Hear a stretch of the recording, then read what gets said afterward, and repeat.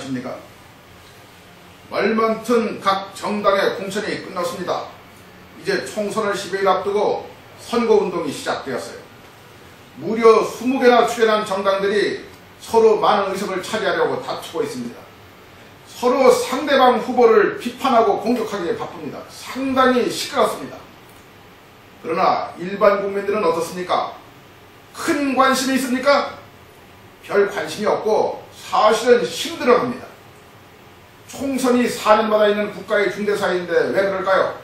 그것은 어느 정당이 이기든 어떤 사람이 국회의원이 되든 달라질 것이 별로 없다고 생각하기 때문입니다. 처음 이 선거는 야권의 압승으로 예상되었어요. 이명박 정권이 너무나 인기를 잃어서 이 선거가 이명박 정권의 심판장이 될 것으로 생각한 것입니다. 야권이 힘을 합치면 정권을 장악할 수 있다고 믿었어요. 야권 연대라고 하는 것이 주된 이슈가 된 까닭입니다. 처음에 민주당은 아주 기세 좋게 출발했습니다. 압승하여 과반수 의석을 무난히 차지할 것이라고 자신했어요. 그러나 교만이 탈이었습니다. 이미 집권이나 한 듯이 뽐내며 자기 혁신 노력을 중단했기 때문입니다. 공천 과정에서 새로운 인물을 발굴하기는커녕 구태의연한 인물들로 도배를 했어요. 심지어 한미 FTA에 앞장선 인물들까지도 공천했습니다. 공천 과정에서도 계속 잡음이 이어졌습니다. 통합진보당과의 연대 과정에서도 끝까지 작은 이익에 연연했습니다. 이런 온갖 구태에 많은 국민들이 식상한 것은 당연합니다. 그래서 모처럼 야권 연대를 통해서 정권을 바꿔보자고 생각한 사람들의 마음조차 떠나가게 만들었어요. 민주당에 대한 지지가 한나라당이 싫기 때문이라는 사실을 잊었기 때문입니다.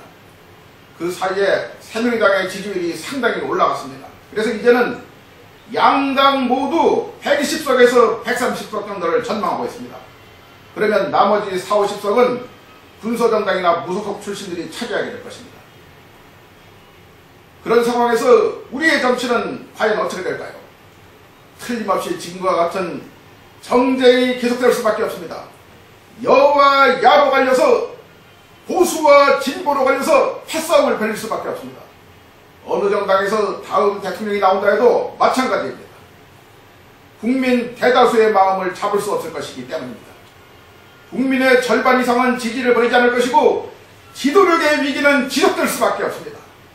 그 결과는 보나마나 뻔합니다. 국민들은 또다시 5년 동안 지옥 같은 세월을 보내지 않을 수 없을 것입니다.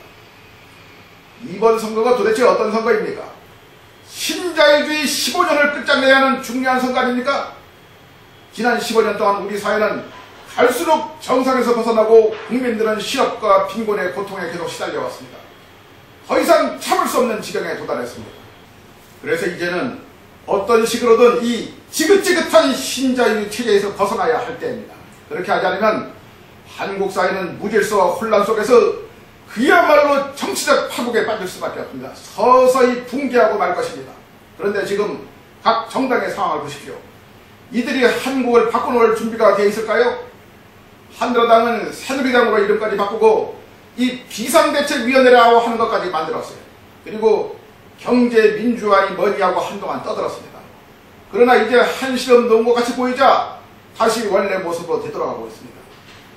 민주당은 시민사회 세력, 친노 세력과 합쳐서 민주통합당을 만들었으나 도로 열린우리당이 되고 말았어요.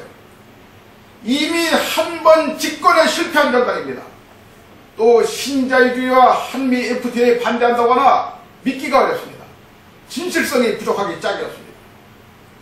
민주노동당은 진보신당 이탈파, 일부 친노 세력을 합해서 통합진보당이 되었습니다.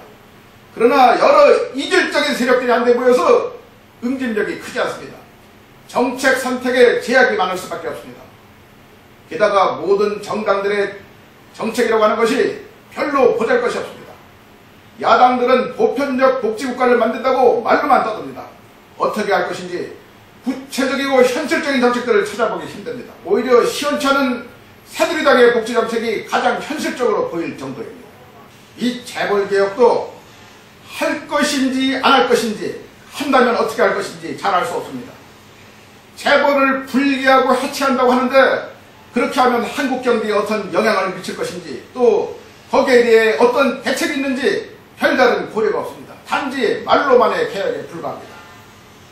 올해는 총선과 대선을 통해서 재벌을 중심으로 하는 자본의 전횡에 반드시 재갈을 물려야 하는 중요한 해입니다. 그와 함께 자본의 하위 파트너로서 기득권을 형성하고 있는 조직노동에 대해서도 칼을 들이게야 합니다. 그래야 고용과 임금뿐 아니라 전반적인 개혁이 가능합니다. 또 국민의 살림살이가 나아지고 우리 사회가 희망을 가질 수 있습니다. 그러나 지금과 같은 상황이라면 그것은 절대 기대할 수 없습니다. 새누리당은 재벌 개혁을 필사적으로 막으려 할 것입니다. 한미 FTA의 1등 공신인 김종은을 강남을에 공천하는 것만 봐도 뻔히 알 수 있습니다. 민주통합당은 이 문제가 무엇인지도 잘 모르는 정당이지만 이제 조직노동을 제어할 힘도 없습니다. 기득권에 매달려 있는 한국노총을 받아들인 상황에서 그것이 과연 가능하겠습니까? 통합진보당도 친노 세력의 존재가 어떤 진지한 진보적 개혁도 막을 가능성이 높습니다. 타성적인 진보 타령은 이런 상황을 극복하는 데 전혀 도움이 되지 않습니다. 새누리당의 재집권을 막고 한국을 바꿔야 하나 그것은 지금까지의 진보와 보수의 틀로는 절대 불가능합니다. 보수가 잘못하고 있는 것은 사실이나 지금의 진보 세력이라고 하는 존재가 그 대안이 될 수도 없습니다. 그 틀을 넘어서는 전체 국민의 이익을 아우르는 새로운 세력이 등장해야 합니다. 여러분, 총선이 문제가 아닙니다. 대선까지 아직 8개월 이상의 시간이 남아있습니다. 아직 시간은 충분합니다. 한국의 근본적인 전환을 위해서 힘을 합쳐 함께 나가십시오.